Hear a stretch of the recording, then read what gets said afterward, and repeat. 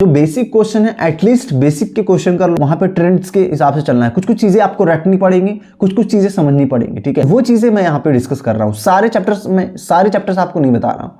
तो कहीं ना कहीं आप अगर रिएक्शन मैकेनिज्म नहीं भी कर रहे हो, ठीक है, तो कहीं ना कहीं आप कुछ कुछ पोर्शंस कवर कर ले जाते हो, ठीक है। तो एटलीस्ट अभी भी कर लो पीवाईक्यूज, ठीक है, जितने भी पीवाईक्यूज हो सके, जितना ज्यादा से ज्यादा वो आप कर लो। अगर आप इतना कर लेते हो, अभी जो आपका टाइम बचा है इसमें अगर कर लेते हो, तो आप कहीं ना कहीं अपने मार्क्स को इंक्रीज कर ले जाओगी। हेलो एवरीवन, वेलकम और welcome back to this channel. तो आज के इस वीडियो में हम लोग बात करने वाले हैं कुछ ऐसे टॉपिक्स के बारे में जो कि बहुत ही ज्यादा इंपॉर्टेंट हो जाते हैं आपके JEE mains point of view से, ठीक है। तो ऐसे कौन कौन से टॉपिक्स हैं जिनको कि आप कम समय में ज्यादा मार्क्स वहां पे आप ला सकते हो, ठीक है। तो ऐसे ही कुछ टॉपिक्स की बात करेंगे, क्योंकि देखो अब अपने पास बहुत ही ज्यादा कम टाइम बचा हुआ है, लगभग अगर देखा जाए तो 10 to 15 डेज मैक्सिमम बचा हुआ है, ठीक है। तो इस पीरियड में आप क्या कर सकते हो सो दैट कि आपका बेस्ट आउटपुट आ सके, ठीक है। और कौन कौन से ऐसे चैप्टर्स हैं, अब देखो होता क्या है कि अपन देखते हैं कि कुछ कुछ ऐसे चैप्टर्स होते हैं जो कि जिनका बहुत ज्यादा वेटेज होता है, ठीक है, बट वो कंपैरेटिवली आसान होते हैं, ठीक है। तो वो चीज हम लोग ढूंढने वाले हैं कि कौन कौन से ऐसे चैप्टर्स हैं, और वो मैं आपको चैप्टर्स बताने वाला हूं सो दैट कि आप एटलीस्ट उनको करके 50 मार्क्स तो कहीं ना कहीं आप स्कोर कर जाओ, 50 मार्क्स तक जो है आप कहीं ना कहीं स्कोर कर लो। तो वो चीजें कौन कौन सी चीजें हैं, कौन कौन से चैप्टर्स हैं, कौन कौन से टॉपिक्स हैं, सो दैट कि आपका जो आने वाला समय है जिसमें कि आप देखो अब ये केमिस्ट्री की वीडियो होने वाली है, तो इसलिए मैं एक चीज और आपको बोलना चाहूंगा कि अगर आप जेईई मेंस के लिए प्रिपेयर कर रहे हो, तो अगर अभी तक आपने जो भी चीजें पढ़ी हैं, ठीक है, तो उसको उसी पॉइंट पे आप स्टॉप कर सकते हो, और अब एटलीस्ट अगर आप केमिस्ट्री को जितना ज्यादा पढ़ सकते हो वो पढ़ो आप। क्यों? क्योंकि देखो आप जो केमिस्ट्री है आपकी, वो एटलीस्ट आपको एंड में उसको याद करके आप वहां पे मार्क्स अपना जनरेट कर सकते हो, ठीक है, मार्क्स में अपना इंक्रीज कर सकते हो। तो चलो फिलहाल स्टार्ट करते हैं कि कौन कौन से ऐसे टॉपिक्स हैं, ठीक है। तो देखो सबसे पहले हम लोग फिजिकल केमिस्ट्री से स्टार्ट करेंगे, फिजिकल, फिर इसके बाद आपकी इनऑर्गेनिक, फिर ऑर्गेनिक, ठीक है। तो अगर हम लोग फिजिकल केमिस्ट्री की बात करें तो सबसे पहला जो चैप्टर है वो है आपका थर्मोडायनेमिक, ठीक है। अब देखो थर्मोडायनेमिक पढ़ने का बहुत ही आसान तरीका है। थर्मोडायनेमिक में आपको चीजें क्या है कि बहुत ज्यादा मुश्किल नहीं है, ठीक है, फॉर्मूले वाइज चलना है थोड़ा सा आपको। देखो ये एक चीज और है कि आपको थर्मोडायनेमिक पढ़ने से आपका क्या है कि आपका केमिस्ट्री तो कवर होगा ही कवर होगा, इसके बाद आपका फिजिक्स भी कवर होगा थर्मोडायनेमिक पढ़ने से, ठीक है। तो इसलिए आप थर्मोडायनेमिक को प्रायोरिटी में रखो, केवल और केवल साइन कन्वेंशन का आपका यहाँ पे डिफरेंस होगा, बाकी कोई दिक्कत नहीं है, आपको सारी चीजें समझ में आ रही होंगी, ठीक है। तो आप थर्मोडायनेमिक अब भी कर सकते हो अगर आप प्रायोरिटी वाइज देखो तो। सबसे पहला क्या है थर्मोडायनेमिक, फिर इसके बाद आपका जो आता है वो है सॉल्यूशन, ठीक है। सॉल्यूशन से भी काफी क्वेश्चन, एक क्वेश्चन तो आपको मिलेगा ही मिलेगा, ठीक है। और अगर थर्मोडायनेमिक की बात करें तो 1 से 2 क्वेश्चन मिलता है, ठीक है। और दूसरी बात करें तो स्ट्रक्चर ऑफ एटम, ठीक है, बेसिकली एटॉमिक स्ट्रक्चर, ठीक है। एटॉमिक स्ट्रक्चर आपको फिजिक्स में भी, ये अगेन फिजिक्स में भी काम आएगा और केमिस्ट्री में भी काम आएगा। तो आपको एटॉमिक स्ट्रक्चर भी अच्छे से करना है, बोर मॉडल, वो सारी चीजें, ठीक है। तो वो आपको करना ही करना है। क्यों? क्योंकि वहां पे आप देखो बहुत उसमें ऐसी चीजें, कॉम्प्लेक्स चीजें नहीं है कि आप उसको समझ ना सको, ठीक है, आपके जो 12th लेवल में है। तो एटलीस्ट आप उसको करो और फॉर्मूले लगा के आंसर निकालो, और आप देखोगे कि अगर आप उसको करते हो तो डेफिनेटली आपके आंसर आ रहे होते हैं, ठीक है। क्योंकि उसमें क्या करना है ना, फॉर्मूले लगाना है, ठीक है। इसके बाद हम लोग बात कर लेते हैं सॉल्यूशंस, तो हो गया, ठीक है, सॉल्यूशंस हो गया, थर्मोडायनेमिक हो गया आपका, और आपका एटॉमिक स्ट्रक्चर हो गया, ठीक है। इसके बाद हम लोग बात कर लेते हैं मोल और रिडॉक्स रिएक्शन। मोल और रिडॉक्स रिएक्शन से क्वेश्चंस आते हैं। अब देखो मोल, आप जो बेसिक क्वेश्चन है एटलीस्ट बेसिक के क्वेश्चन कर लो आप, ठीक है। मोल के जो बेसिक क्वेश्चन है, अब रिडॉक्स हो सकता है मे बी आपको कठिन लगे, बट उतना है नहीं, ठीक है। आपको थोड़ा सा सीखना है रिडॉक्स और वो आपका हो जाएगा, ठीक है। अगर आपको रिडॉक्स टफ लग रहा है तो अभी आप उसको ड्रॉप कर सकते हो।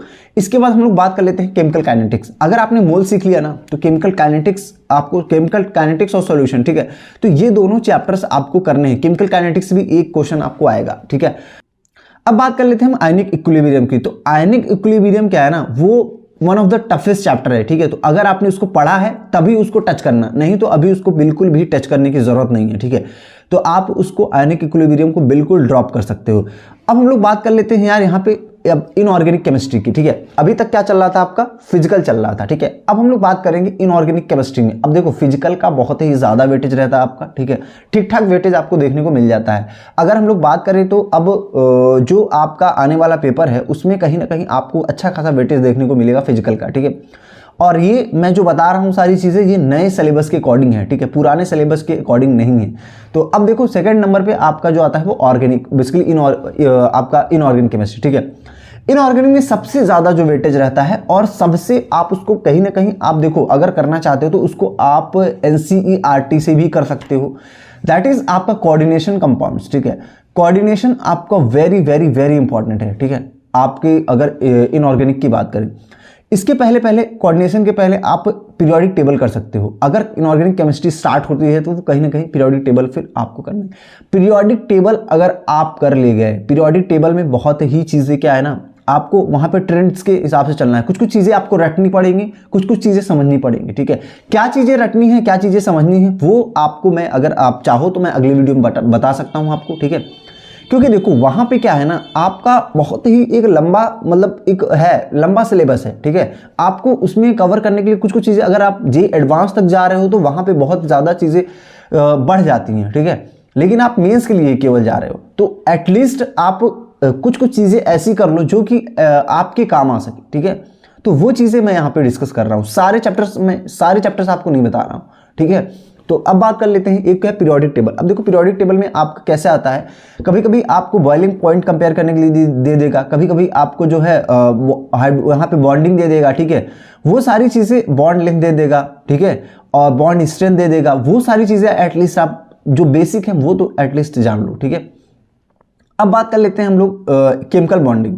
तो केमिकल बॉन्डिंग में भी देखो पीरियोडिक टेबल में तो ट्रेंड्स है, अभी जो मैंने बॉन्ड लेंथ और वो सारी चीजें बताया वो कहीं ना कहीं आपका केमिकल बॉन्डिंग में आता है। अब केमिकल आप देखे होंगे कि आपको 11th में पूरी की पूरी केमिकल बॉन्डिंग ही पढ़ाई गई है, ठीक है। पीरियोडिक टेबल और केमिकल बॉन्डिंग जो कि बहुत एक मेजर चंक होता है, ठीक है, इनऑर्गेनिक में। तो ये दोनों चीज आप इसको किसी भी प्रकार से आपको करना है, ठीक है। और ये आसान है, आपका बहुत ज़्यादा टाइम नहीं लगेगा, 5 to 6 आवर्स दोनों के दोनों चैप्टर पूरा कंप्लीटली कवर हो जाएंगे अगर आपने नहीं कवर किया हुआ है तो, ठीक है। नेक्स्ट चलते हैं डी और आपका एफ ब्लॉक्स, ठीक है। डी एफ ब्लॉक्स भी आपके इंपॉर्टेंट है। इसके पहले आपके सबसे इंपॉर्टेंट जो है वो है पी ब्लॉक। पी ब्लॉक की जितनी भी रिएक्शंस हैं, ठीक है, आप निकालो, टाइम निकालो उसके लिए। पी ब्लॉक की जितनी भी रिएक्शंस हैं एटलीस्ट उसको कर लो, ठीक है। अगर वो आप कर ले गए तो डेफिनेटली उसमें से एक क्वेश्चन आना है। जितनी भी रिएक्शन, लगभग आपकी 30, 35 या 40 रिएक्शंस हैं, ठीक है, उसको आपको करना ही करना है। अब बात कर लेते हैं ऑर्गेनिक में। ऑर्गेनिक में अगर आपको टफ लगता है, ठीक है, तो सबसे पहले आप जीओसी करो। जीओसी में आपका रेजोनेंस हो गया, ठीक है। आपका बॉन्ड बेसिकली आपका कौन सा टाइप का बॉन्ड है, ठीक है, कौन सा हाइब्रिडेशन निकालना सीखो, ठीक है, रेजोनेंस हो गया। और आपका इंडक्टिव इफेक्ट हो गया, ठीक है, +I +M वो सारी चीजें एटलीस्ट जीओसी वाली चीजें तो आप कर लो, ठीक है। किसकी एसिडिटी ज्यादा है, बेसिसिटी ज्यादा है, ठीक है, ये चीजें आप अगर कर ले गए, ठीक है, तो कहीं ना कहीं आप अगर रिएक्शन मैकेनिज्म नहीं भी कर रहे हो, ठीक है, तो कहीं ना कहीं आप कुछ कुछ पोर्शंस कवर कर ले जाते हो, ठीक है। एरोमेटिसिटी हो गया, ठीक है, तो वो सारी चीजें एटलीस्ट करो। तो सबसे पहले देखो जीएलसी आपका जीओसी जो है जीओसी कर लो, ठीक है। इसके बाद आप अमीन्स कर लो, ठीक है। बायोमॉलिक्यूल्स जो कि बहुत ही फेवरेट और उससे हर साल आता है, बच्चों को मैं बार बार बोलता हूं लेकिन बच्चे मानते नहीं, ठीक है। बायोमॉलिक्यूल्स करना ही करना है, ठीक है। अब देखो कुछ और भी चैप्टर्स होते थे पहले, इन्वायरमेंटल केमिस्ट्री वो सारी चीजें, बट इस साल ड्रॉप हो गई हैं, ठीक है। तो आप बायोमॉलिक्यूल्स करो, इसके बाद अल्कोहल, फिनॉल, एटलीस्ट आप इनके कुछ कुछ जो मेन रिएक्शंस हैं वो आप कर लो, ठीक है। एनसीईआरटी देखो, सब ऑर्गेनिक करने के लिए आप एनसीईआरटी फॉलो कर लो, ठीक है। ऑर्गेनिक के लिए एनसीईआरटी फॉलो करो, ठीक है। तो देखो यही सारी चीजें हैं। अगर आप इतना कर लेते हो, अभी जो आपका टाइम बचा है इसमें अगर कर लेते हो तो आप कहीं ना कहीं अपने मार्क्स को इंक्रीज कर ले जाओगी, ठीक है। और ये ट्राई एंड टेस्टेड है, ठीक है। काफ़ी बच्चे पिछले साल आए थे जो कि जिन्होंने देखा था, जिन्होंने किया था, फिर मुझको फीडबैक भी दिया था उन्होंने, ठीक है। तो एटलीस्ट इसको करो। अगर कहीं भी आपकी कमी रह जाती है तो उसको देखो PYQs से कंप्लीट करो। PYQs बेस्ट है आपके लिए।